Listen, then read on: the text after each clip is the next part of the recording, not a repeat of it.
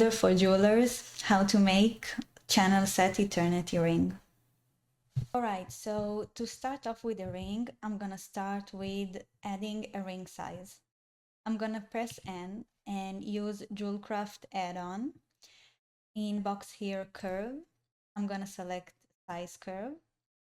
And I'm gonna do 16.5, which is US 6 or EU 52.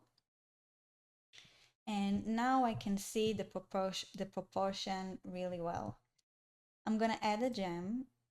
I'm gonna choose 1.3 millimeter gem, and we can see it down here. Now I like to start when all of the instrument that I need will be at the gem, like the prong and the cutter. And after this, I'm gonna distribute this all over the line. I like to start with 0 and that everything center in the same place. So I'm gonna go to jeweling and add prongs. What I like to do to edit those prongs, on edit mode, I'm gonna select one of them and delete. And in modifier, I'm gonna add a mirror one, and the mirror object will be our gem, and make only one at the y-axis. So when I'm gonna edit it, it will move simultaneously. I'm gonna start with moving it on the x-axis, so it will be inside of the gem, just a little. And on the front view, I'm gonna lower it down the edge, so it will be inside of our ring. And the top, I'm gonna lower this one too, so it won't be exactly at the same line as the gem. And after I finish with a prong, I'm gonna add a cutter. Now the cutter is way too long for me because I don't want to make a hole that will go through all the way to the ring. Specifically on that ring, I don't like when you see holes from the bottom. So I'm gonna change it right here on our left panel, and I'm gonna make it all the way down here so it won't be too close to the edge. And now we have all the instrument that we need. I'm gonna make the cutter shade smooth because we only needed to cut a perfect hole, and the prongs shade smooth. We are gonna distribute the gem all over our size. And when we distribute it, everything will go with it because they are all parent. And I'm gonna choose the round and then the size, and select here in jeweling, distribute on curve.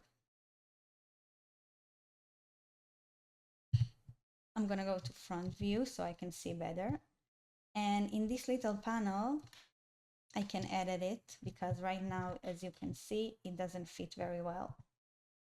I'm gonna tilt it here. You can see how it changes to -90. So it will be in the right direction. And I'm gonna use offset to make it a lot higher because right now it doesn't sit in the right place. I'm gonna choose 1.3 millimeters because I don't want it to be too thin. I would like it to sit pretty high. Of course, if you wanna print it, then I will not recommend doing it less than 0.8, so you can cast it and of course set the stone perfectly on it. So, and now we're gonna add more gem. We're gonna change the quantity, and I'm just gonna make it until they are almost touching but not touching. I just want to see that it really fits in between those two. And now just remember that if you are happy with your result, you can close that because afterwards you can't add more. You can edit everything else, but you can't add more gems. And now I'm going to select our prong and tilt it a little bit right here, and maybe even make it a little bigger. just so it will be right in the middle. And part 1 is complete. And to be really organized, we're going to choose all the gem and make a new collection for each and every one of our, for each and every one. And for the cutters, and for the prongs.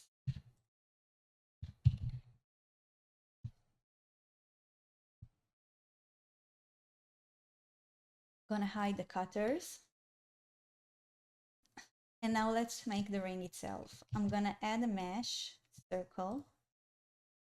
And right now it's 32 vertices, which is pretty low for me. I'm gonna make it 60 because we did a lot of cutters, and when we cut hole, the more vertices, the better the hole will be.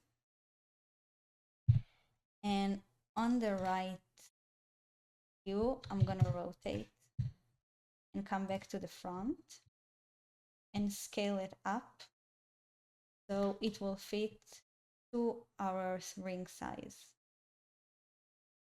Again, on the right, we're gonna extrude it on the y-axis, and it really depends how much gold you would like to see. If you want a lot of gold, make it really long, and if not, just make it smaller. And if you want to print it and then cast it, don't make it less than 0.7 or 8. So after cleaning and casting, cleaning and everything, it will become a lot smaller and it will be really hard to set the stone inside. So I'm gonna make it something like a millimeter from the stone because I like when you see a lot of gold. Again, in the front view, I'm gonna extrude and scale and make it, scale it just so that it will align with the gem, just like that. And before I continue, I'm gonna add a mirror modifier only on the y-axis, and clipping, very important because we want everything to be one object. And from the right side, I'm gonna press E to extrude on the y-axis and move it so the distance between the edge and the stone will be around 0.2, 0.15. It needs a little space. So again, on the front view, I'm going to extrude and scale it down.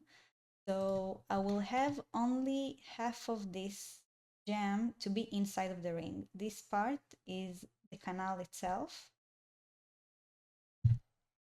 And I'm going to take the same loop and move it so it will be almost in the middle of our prong line. It needs to be inside. It needs to be touching, not on the top, just inside of it. And then again, extrude on the y-axis so both parts can meet. And we have that one.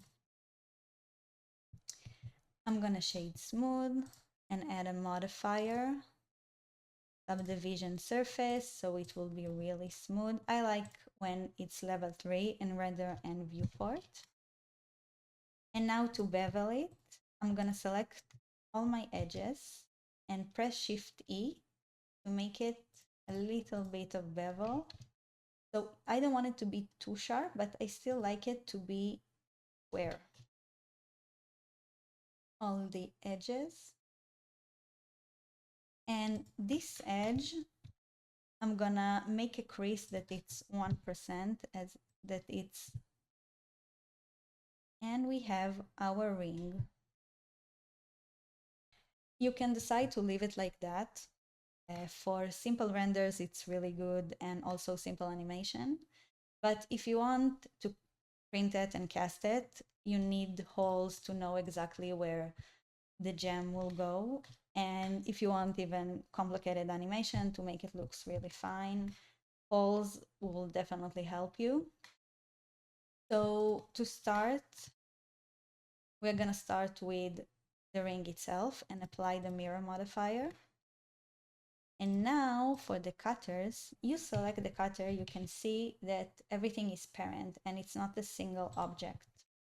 So what we're going to do, we're going to select all the cutters and go to Object, Relation, make single user, and choose Object and Data. And now each and every one of them is an individual.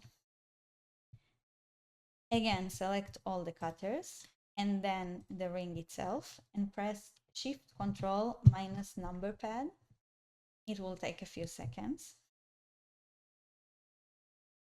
And you have perfect holes for each gem.